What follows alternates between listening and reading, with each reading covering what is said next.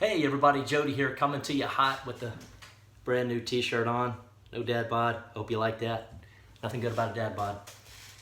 So today is November 4th and I wanted to share something with you that is near and dear to me. November 4th, 6 years ago, was one of the darkest days of my life, probably in the top 5. So what happened to me on November 4th? And I share this, by the way, because I'm sort of hoping that others can learn from it, because absolute light can come out of absolute darkness. So November 4th, 6 years ago, I was employed with Shell, specifically offshore, and I was a new guy in a new role with new people, new location, and all that good stuff. Shell went through one of its normal right-sizing, transitions, whatever it is you want to call it. It's, various fancy words for reduction in staff. I got caught up in that. And I had been with Shell for probably 12-ish, 11 years at the time. We had moved the family less than 1 year ago at that time from Houston to the New Orleans area, Covington, to be specific, which is where we live. And I didn't make the cut. And it, in one way, absolutely blew me away and surprised me in that I wasn't ready to not be employed by Shell. To say that that was a tough pill for me to swallow would be an understatement. When I got the news, I think it was the ending of the day, man, it was just like someone had knocked the breath out of me. I had to come home and share that with my wife. And of course, as strong as she is, she was upset because like our whole world had been turned upside down with one announcement, me not getting this job. And for us, it may not seem like that big of a deal to you, or it's not even that big of a deal to me now, but when we were in it, holy cow. So the job situation was not good. We had moved from Houston, where there was decent employment, to the New Orleans area, where employment is not very good, at least in my industry at that time. The compensation, the pension, the money, all of that stuff just really hurt. It really stung. But it was also a wake-up call. So at the end of that, I did land a job, and I continued on with Shell for another 5 years. And ultimately, I chose to leave Shell. And that was a big deal for us. So instead of being told that I had to leave, I got to choose later, in the form of a voluntary severance, which is nice to have that money to go away, to leave Shell.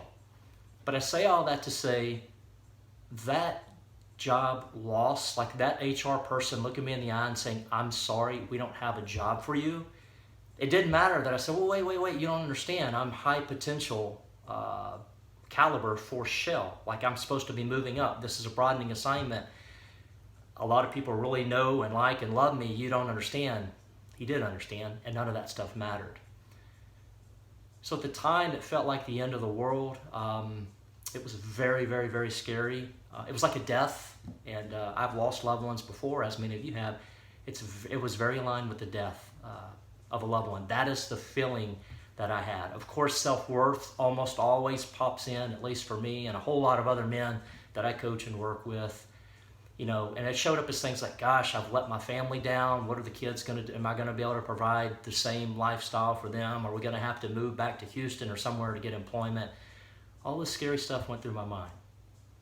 Having said that, here I am 6 years later on November 4th. I am in a fantastic place.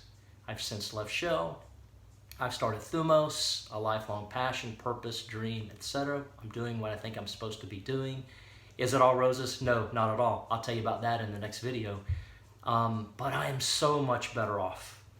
So I say all that to say, and by the way, the money's been okay.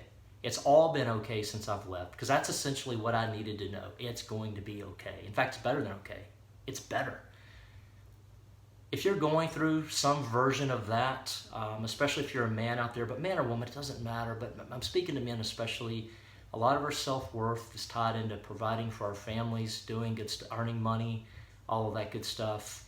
Just know that in my experience, the deeper the darkness, the greater the light on the other side. Push through, look at big picture.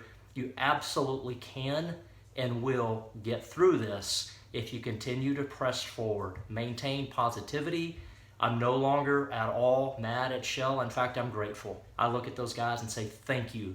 Thank you for providing for me, although I earned a lot of it. Thank you for teaching me.